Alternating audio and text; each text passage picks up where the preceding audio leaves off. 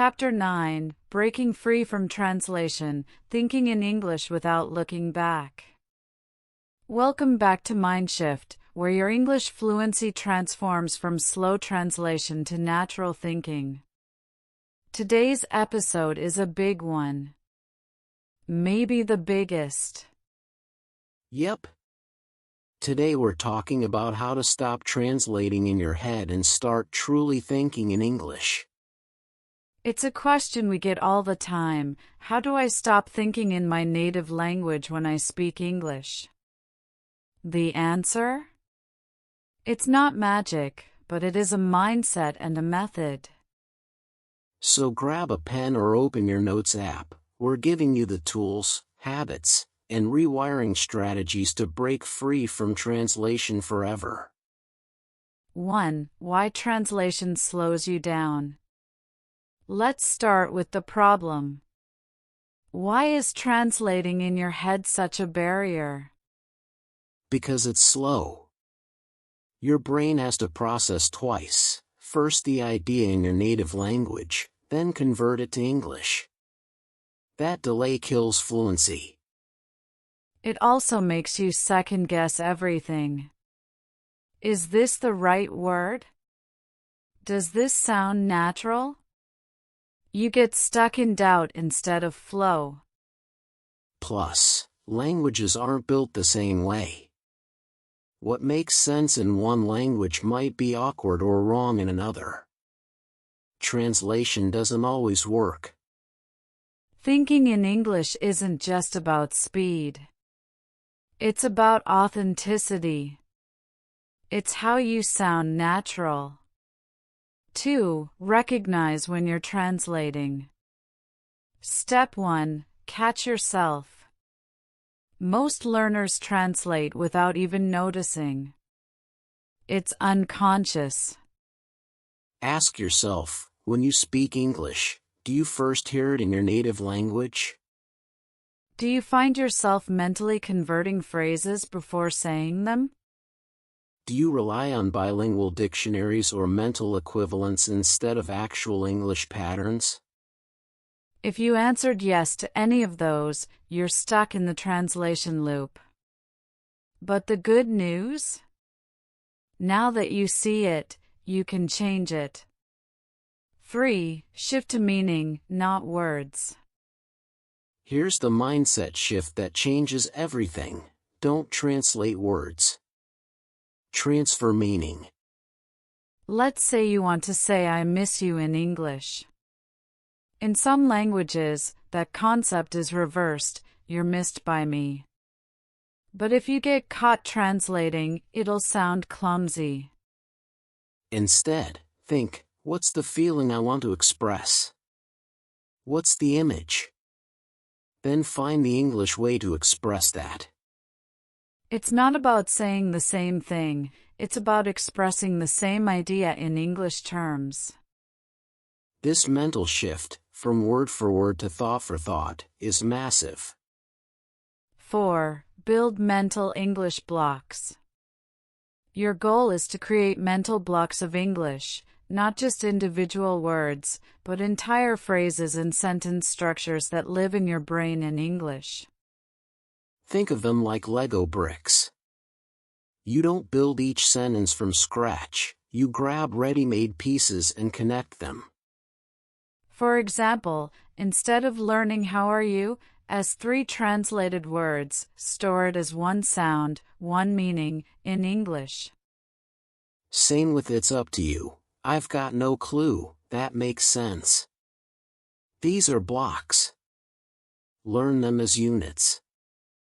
When your brain is full of English blocks, you don't need to translate. You just combine them. 5. Train input that bypasses translation. Next step, flood your brain with English input that doesn't involve your native language. No subtitles in your language. No side-by-side translation. Instead, immerse in English and trust context. Watch shows in English with English subtitles, or none at all. Read easy English books where you can guess from context. You'll be surprised how much your brain learns just from exposure. It starts to predict patterns, absorb rhythm, and guess meaning. This is the foundation of thinking in English. First, you hear the language without translating. Then you start to think in it. 6. Speak in monolingual mode. Here's a powerful challenge. When you speak English, ban your native language for that moment. This is called monolingual mode. You force your brain to find only English solutions, even if it takes longer or feels awkward. You want to say it's complicated but can't remember the word?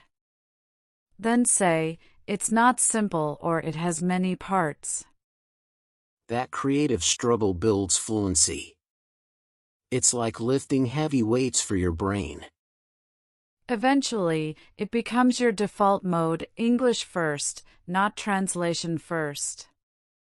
7. Tools to help you rewire. Let's give you some practical tools. Picture thinking. Associate words with images, not translations. Think of apple and picture the fruit, not the word in your language. English journaling. Write your thoughts daily in English. No translating, just express what's in your head using what you know. Voice notes. Talk to yourself in English. Describe your surroundings, explain your thoughts, narrate your day. English to English dictionary. When you learn a new word, use an English definition, not a translated one. It builds internal connection. These tools rewire your brain to go straight to English instead of through your mother tongue. 8. Trust the timeline. Let's be real, this doesn't happen overnight. Thinking in English takes intentional effort over weeks and months. But if you stay consistent, immersing, journaling, speaking, thinking, you will cross a line where suddenly, translation just stops. You'll be brushing your teeth, walking outside, or texting someone, and realize your thoughts are in English. That's the moment your brain has switched tracks. And it's one of the most exciting breakthroughs you'll ever feel.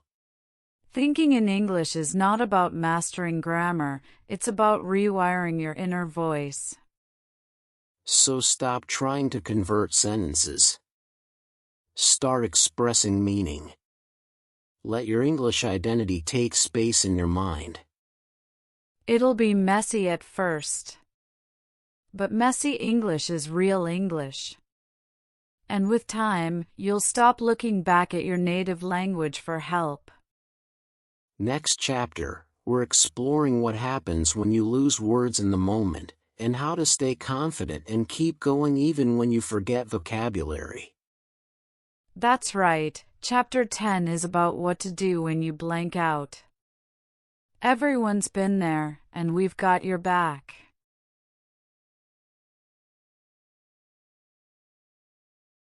Chapter 10, Blanking Out, What to Do When You Forget the Word in English.